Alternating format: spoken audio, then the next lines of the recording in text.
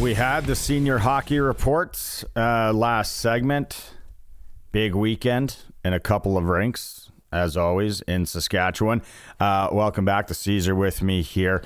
It's now time for the Indigenous Athlete Spotlight. And going back to the senior hockey field, we're going with Round Lake Bears forward, former Western Hockey League, played in Lethbridge, plays AAA midget with the Notre Dame Argos, Lethbridge Hurricane, Tri-City American, then a lengthy pro career, Colton Yellowhorn, 37-year-old from Brockett, Alberta, one of the mainstays for the Round Lake Bears, who have a chance to hang that banner again next weekend. It's for Freeze Tallman Lumber in Regina and Fort Capel right now. You can book your garage packages with Freeze Tallman. They got garage packages starting at under $14,000.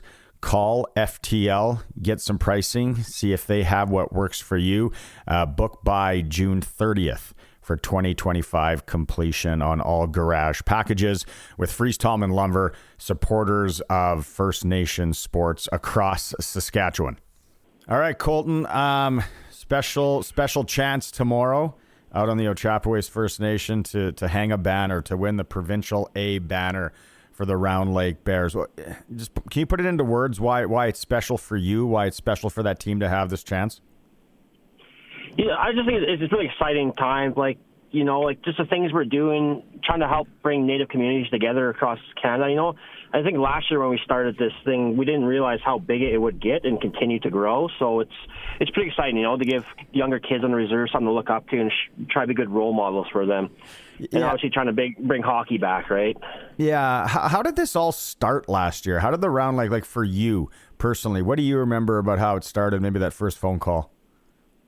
Well, it started the year before playing those big Indian tournaments, or Native tournaments, I guess. I don't know what the proper term is nowadays, but yeah, we're playing in those, and they talked about maybe trying to get in the league and stuff, and it just obviously didn't work out getting in the league, and then they said, well, we can try to do provincial. So I said, if you guys can get in, I'm definitely in for it, and I'm excited for it. So I was able to get into that provincial category, and it's been exciting ever since, right? It was fun to be part of the first year, and hopefully we can get it done this year and make it complete. What do you think you guys learned from going through the process last year? I think you need depth. I think the biggest thing was the depth. I don't think we were deep enough last year, especially when you get to those couple later rounds. You need those third line and those fifth, sixth D man, right? I think this year we really stepped it up on the D core for sure. And like they say, D wins you championships, right? And I think we have one of the better D cores I've seen in a long time in senior hockey, so it's special. So, and then obviously, goaltending. We picked up a couple. We have two really good goaltenders that we put in any time, and I think that's the biggest learning curve of it all. Yeah, no, for sure. Depth is the one thing that I've been seeing from you guys, but just the makeup of the team as well. It's funny because you guys don't play together all year in a league. But yet, when you're on the ice, and whether it's you and Ripper, who's new this year, or, you and Gervais, or Trent Campbell, it seems like there's chemistry there. Are you guys working on that as much, or is it more just athletes being athletes, Colton?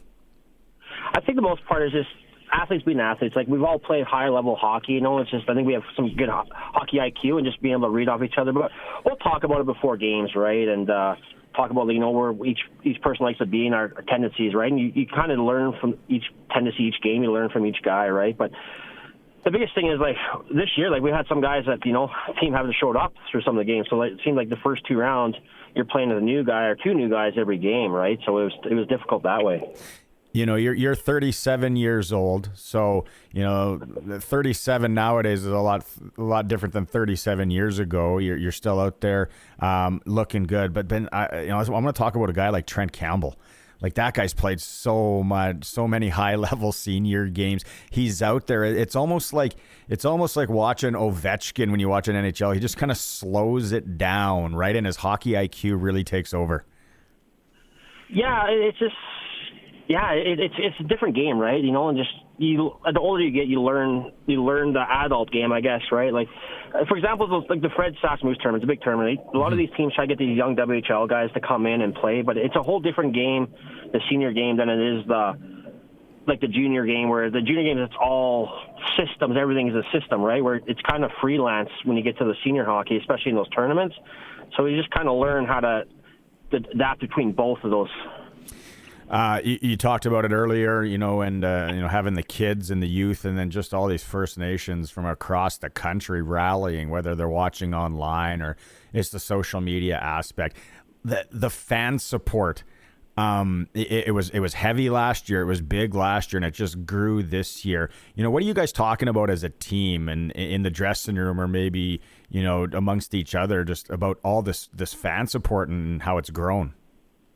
Yeah, it's kind of crazy how big it got and how fast it got, right? And that like last year, there was people watching from Nova Scotia and the States and stuff like that. It was crazy. It's just, I think a lot of it helps that we're kind of all from different areas and we have different backgrounds as a Native community, and non-Natives, right? So our friends want to be able to watch. Like I got family back home watching the games online, so it's thankful for Shawnee Bear for going live last year and this year and stuff, right?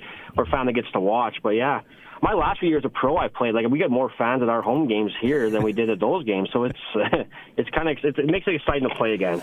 So speaking of that, there's been some real interesting games. I remember going back to last year and, Lumsden and how packed that barn was. And, this year you played in Fort Qu'Appelle.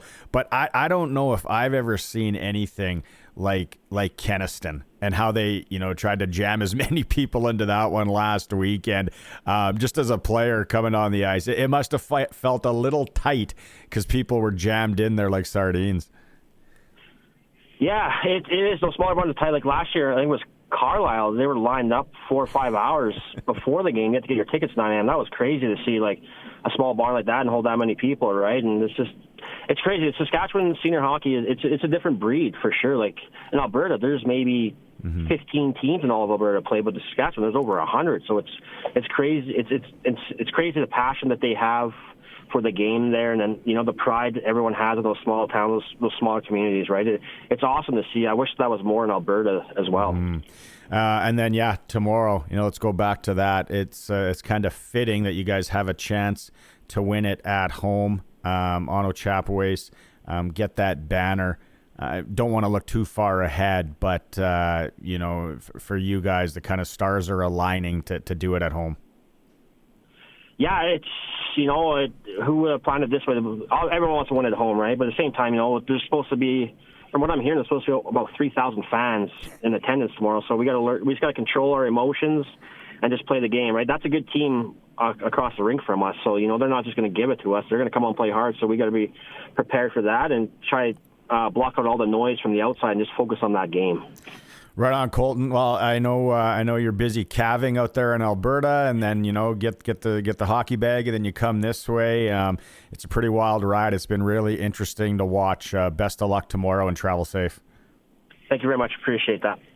Puck drop tomorrow, 5:30, Denton George Memorial Arena on the Ochapowace First Nation. Like Colton said, they're expecting upwards of 3,000 people tomorrow night for that Provincial A Game 2, the Kenaston Blizzard and the Round Lake Bears. Should be a good one. Again, thanks so much to Freeze Tallman Lumber in Regina and Fort Qu'Appelle for sponsoring the Indigenous Sports Spotlight here on the Sports Cage. Right now, garage packages with FTL. If you're thinking about a garage this spring or summer, they have them starting under $14,000. You can call Freeze Tallman in Fort Qu'Appelle or Regina. This is the Sports Cage. We're streaming at sportscage.com, and we are on the home of sports in Saskatchewan, 620 CKRM.